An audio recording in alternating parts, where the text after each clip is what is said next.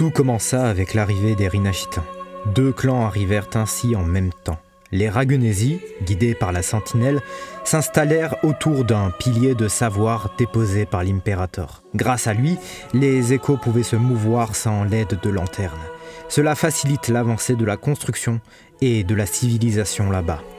En même temps, les Septimonais arrivèrent, mais sans l'aide de la sentinelle. Ils développèrent une culture du conflit via un agon sanglant. L'impérator avait cependant un ordre venant du nomade. Découvrir la faiblesse de la lamentation et du réprimandum. Elle commença alors les recherches sur celle-ci. Les Ragunesi avaient, quant à eux, commencé un culte à l'impérator. Les familles des Mantelli et des Fissalia, suivant la doctrine, avec un ordre commençant à se développer. Mais pendant cette période, le réprimandum les avait suivis. Prenant sa forme dans la croyance des hommes, ils commencent à exaucer des souhaits et des miracles, remplaçant de plus en plus la sentinelle dans l'esprit collectif. Prenant de plus en plus de force, le réprimandum, qu'on commence à appeler Léviathan, prépare la première marée noire en silence. On ne sait pas quand, mais il corrompt Caligula, un effort de Septimon, devenant son premier héros qui malheureusement subira un régicide. À Raguna, Napoli II le rencontre pendant son exil. Celui-ci construira véritablement l'ordre des profondeurs par la suite. L'impérator décide alors de la combattre.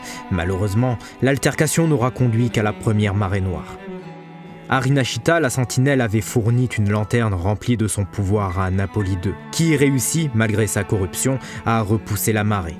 Elle donne également vie à un écho, l'Auréleille, afin qu'elle garde scellée la marée. À Septimon, l'impérator posera au plateau Sanguis le sillon restitutaire, afin d'empêcher la propagation de la marée.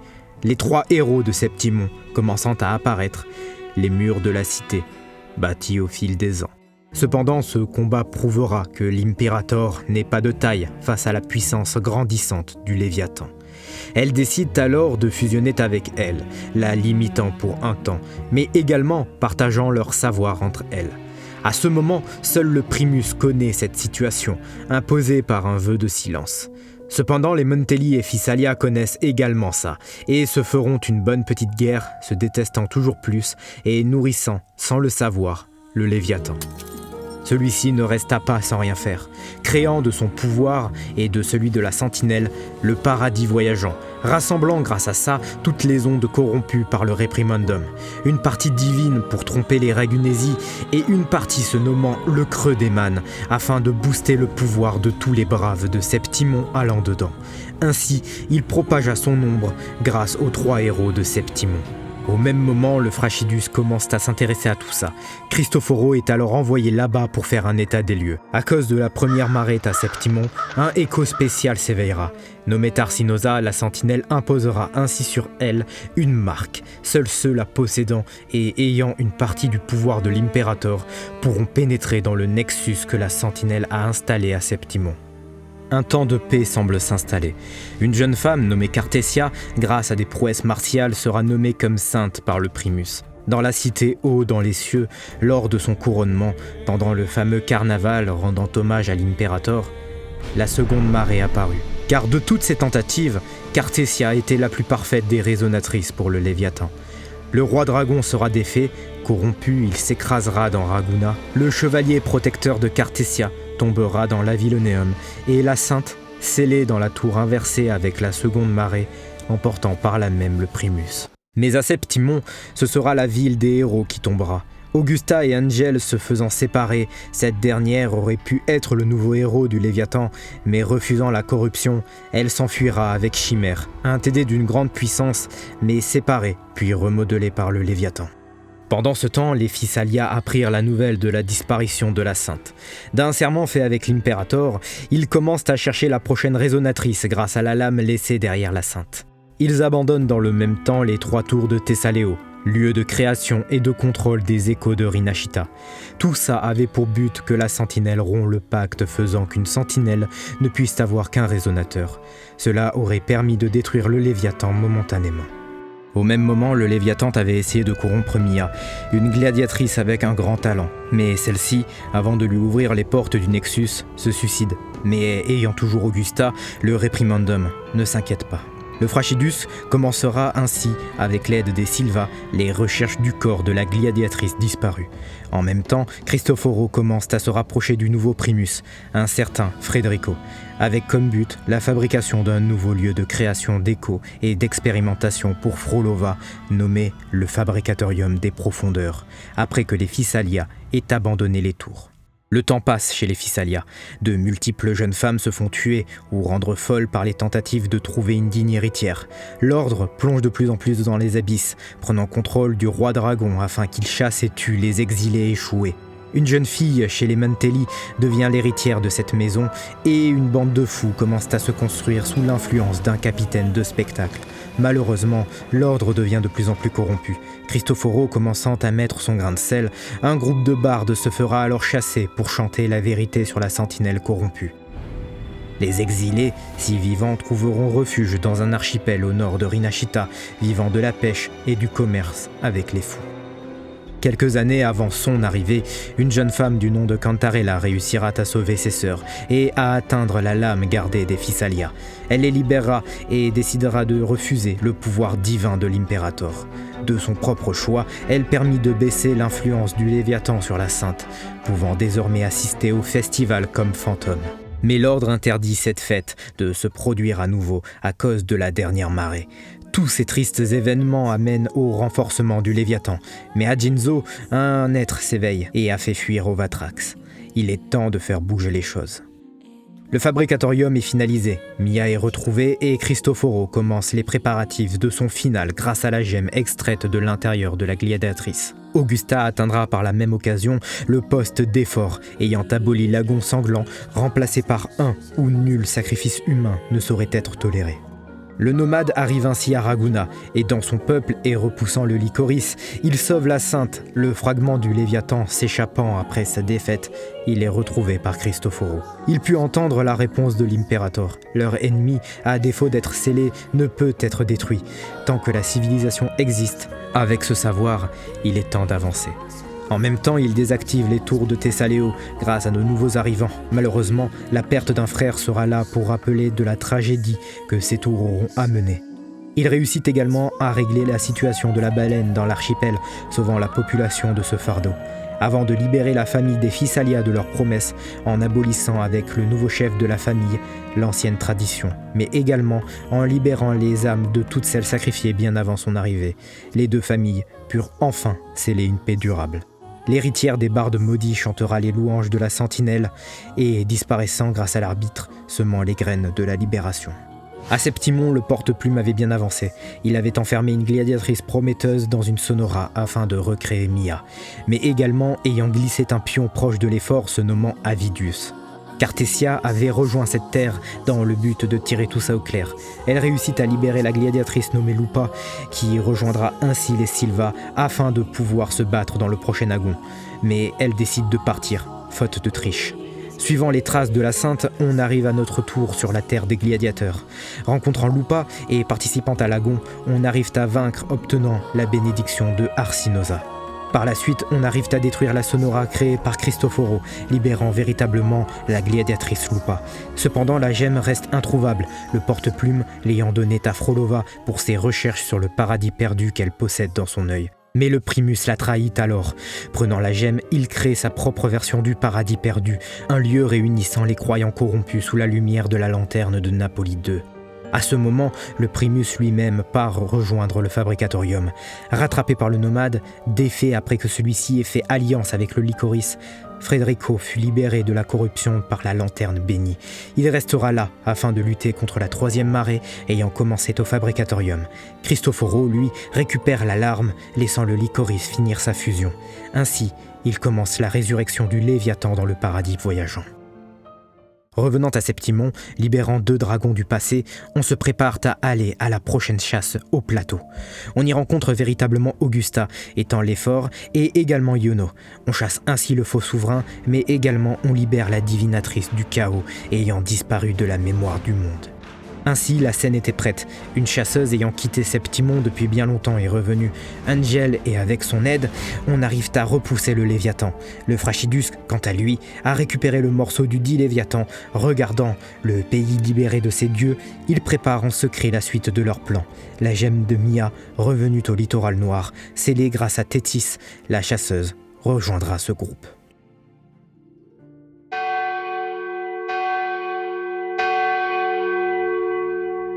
Mon avis est plutôt tranché. Si vous me découvrez avec cette vidéo, déjà bienvenue, abonnez-vous, laissez un commentaire dans le livre d'or qui est la section commentaires. Bref, je pense que la première partie de Rinashita, qui est Raguna, et ses alentours, nous en apprend énormément, tout en nous mettant plein la vue avec des visuels en total contraste avec la 1.x. La première discussion avec la sentinelle est intéressante, pareil pour Cartessia. J'ai également fortement aimé l'histoire de Chacona et de Cantarella, les deux apportant des événements touchants et fortement crédibles. Mention spéciale Tabrant et Rocha, étant malheureusement sous-utilisés et qui pourtant sont vraiment cool.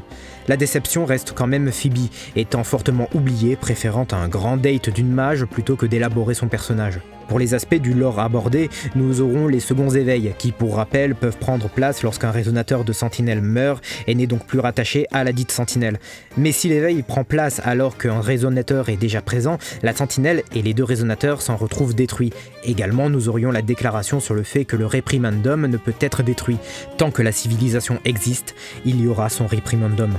D'ailleurs, à la fin, le Léviathan n'est pas mort, il est juste séparé et scellé dans Cristoforo et Galbrena, dont la gemme aura été extraite et placée dans une sonora de Thétis.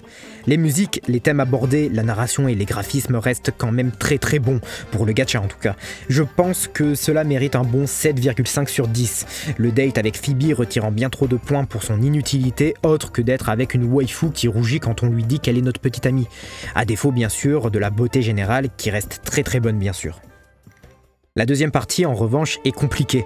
La zone est splendide, captant bien l'essence de ce qu'elle doit renvoyer, mais on a également des quêtes inégales, durant pour certaines bien trop longtemps, faute à des passages interminables. Les personnages sont également rushés, ou du moins le peu de personnages qu'on a. Augusta rattrape la chose, mais le reste est vraiment bof. Mention spéciale à Frolova, sa quête est bonne, mais les répercussions inexistantes. Elle passe du top tier au mi-tier pour moi. Je prends également le final dans cette partie, et franchement, si je devais mettre une note, ce serait un bon 5,5 pour moi. La beauté, les musiques et les quêtes sont vraiment bonnes, mais si je prends absolument tout en compte, on se retrouve avec des narrations qui oscillent entre le très bon et le trop long, avec des moments bien trop inutiles. On a également pas mal d'incohérences dans le lore que cette seconde partie nous apporte, pas mal de répétitions dans les informations données, et de personnages franchement mal utilisés. On dirait presque que Septimon est une sorte de littoral noir ou mont firmament pour le premier acte. Il semble exclu du lore tout en étant dedans. Lorsqu'on essaie de raccrocher les wagons, on peut se rendre compte de l'allure un peu bâclée qu'elle semble avoir. Je pense que le terme exact serait que cette seconde partie manque d'un fil rouge clair autour duquel tourne le scénario, car la larme ne sera abordée qu'une fois, pareil pour le paradis voyageant, un autre morceau du Léviathan jamais abordé, et ce foutu destin revenant bien trop de fois sans être rattaché à quelque chose autre que Yuno. Celui-ci semble être lié au Léviathan afin de guider les divinatrices dans son sens, mais rien n'est expliqué, et ça reste une notion vague, disparaissant même après l'histoire de Yuno. En conclusion, cette partie de l'histoire de Wuthering Waves a relevé le niveau d'un aspect technique et beauté. Toutes les histoires sont plus ou moins polies, mais passé le premier acte, on arrive sur beaucoup d'incohérences, avec des moments bâclés, des personnages peu, voire très peu construits, et des répercussions inexistantes. C'est le symbole parfait d'une beauté sans fond. En surface, c'est clean, mais quand on creuse, c'est vide. Cela n'est surtout vrai que pour l'acte 2, le 1 menant certes à ça, mais il n'en reste pas moins meilleur dans le fond.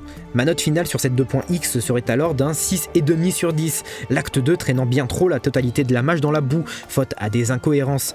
Si vous me parlez purement de beauté et de plaisir de jeu, sans prendre en compte le lore, nous aurions alors un bon 8 sur 10, car tout simplement, certains passages de la partie 2 sont vraiment mal faits, comme le passage avec Cartessia dans la première quête, le moment première personne de Galbrena dans la dernière. On aurait également tout le passage dans l'archipel, prenant place en fin de l'acte 1, ou la gestion du chaos sur l'histoire de Yuno. Tout n'est pas à jeter, bien sûr, le lore de la première partie est vraiment intéressant à suivre, le conflit Mantelli-Fissalia également, pareil pour le Frachidus, qui se révèle avoir un but similaire au littoral, sauf que veulent prendre le contrôle si le peuple ne peut pas avancer seul. Mais en contrepartie, on a les fous avec un potentiel de fou. Ouais, je sais, je suis fort. Phoebe et la restructuration de l'ordre des profondeurs, la relation Mantelli-Fissalia, mais rien n'est plus développé développer hors de leur quête. Tout est en stagnation jusqu'au final. Puis à Septimon, à part Augusta et Yuno, presque rien n'est plus élaboré. Aucun flashback, des moments des 3 héros ou de la construction de cette nation. Aucun moment où on voit les derniers Agons, pareil pour les Silva et leur passé avec Lupa et la ville. Rien sur le chaos et la relation que cette Sonora semble avoir avec les divinatrices. Pas de complexité avec Arsinosa, la déité protectrice de Septimon n'ayant rien à foutre des Agons sanglants, et n'a même pas participé à la chasse du plateau Sanguis. Les deux seules exceptions pour moi seraient Augusta, Galbrena et Cartessia, ayant une excellente évolution dans toute la mage. Et encore, Augusta et Galbrena, on ne les connaît depuis pas longtemps. Donc si on met ça en compte, le seul personnage ayant un suivi dans cette histoire serait Cartessia. Et je dis suivi, car elle n'évolue tout simplement pas. Ce n'est pas une évolution. Aucun des personnages ne subit de changement dans toute cette 2.x, ce qui est d'autant plus dommage quand le jeu met l'accent sur chaque personnage dans leur quête. Celles de Brandt et de Chiacona ou de Cantarella sont juste excellentes, comme celle de Carlotta. Toutes retracent le passé et les aspirations de chacun, mais aucun ne promet un développement après cette dite histoire. À part pour Cantarella et Carlotta, nous disant vouloir ouvrir le commerce, ce qui permettrait aux fous de refaire surface. Mais il n'y a juste rien d'autre, comme pour toute la première partie au final, oubliant dans la narration tous les personnages importants que les devs nous ont présentés. Et pour Qiyuan, je n'en ai pas parlé car sa quête est juste un gros spot publicitaire pour le Mingting et nous tease Genshulin. Elle est plutôt belle et bien réalisée, mais ses interactions avec les autres personnages sont juste mauvaises. L'interaction avec l'architecte est pas mal, ça amplifie le côté mystérieux du chef du Frachidus, mais en tant que perso, Qiyuan est plat, juste un gars stylé ayant le acquis de l'observation. Comme je l'avais dit dans ma vidéo sur le trailer, c'est une sorte de déserteur après avoir vu la corruption de ses supérieurs et être apparemment affublé d'un meurtre. Il s'en veut d'avoir épargné Geishu et semble le chercher. Donc à part nous dire TKT, il y aura un développement plus tard, cette quête est pour moi inutile dans le lore de Rinashita, servant juste de livreur pour le Primus. Et encore, le studio a dû remettre l'ego de celui-ci pour avoir une interaction avec un semblant de fond entre lui et Qiyuan. Pour le Mingting, j'avoue que ça risque peut-être d'être à la prochaine zone. Je n'ai vraiment rien à dire dessus car de base, je suis vraiment pas fan de l'esthétique chinoise. Et si ça prend part dans une zone typée Jap, cette culture commence à me sortir par les yeux après une adolescence bercée dans les animés japonais. Donc quelle que soit la chose qu'ils nous préparent, je pars avec la boule au ventre sur ce qu'ils vont nous servir. Si le Mingting est bien la prochaine zone, alors on pourra peut-être conclure l'arc Wanglong débuté en 1.x, avec un aperçu de la politique centrale de cette nation, semblant être tellement grande que même Jinshi semble être dénigré dans certains points de la politique.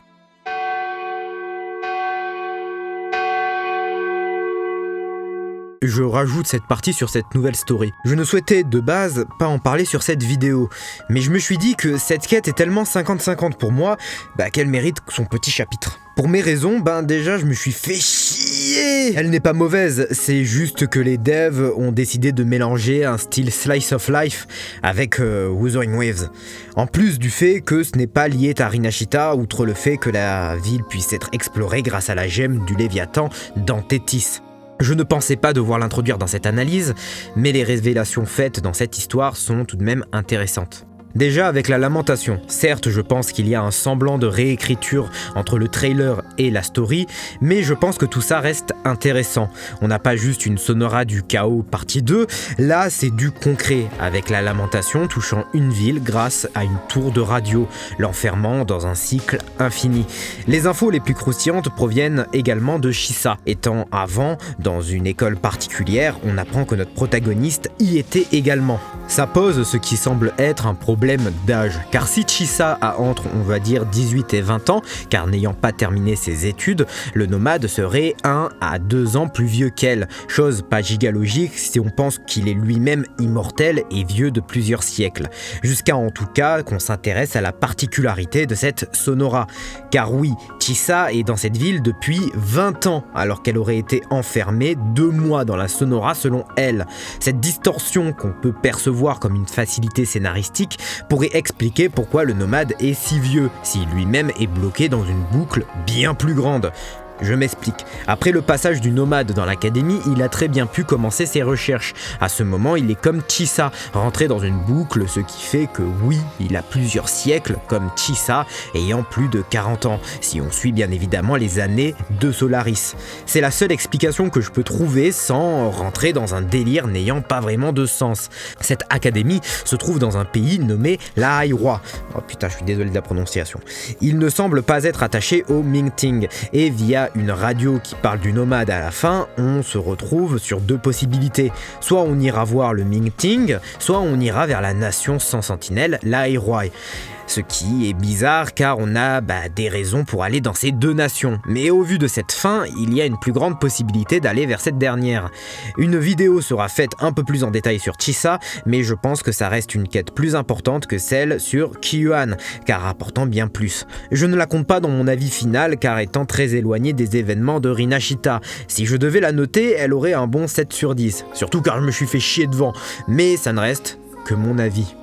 Bref, j'espère que cette vidéo vous a plu. Dites-moi votre avis en commentaire. Je risque de baisser mon rythme de vidéo sur Wuthering Waves, remplacé par ce genre de vidéos résumées d'actes. Mais sachez qu'il vous reste quand même mes playlists dessus. Et si vous avez envie de voir du différent, n'hésitez pas à aller voir mes autres projets sur PGR ou Zen Zone Zero.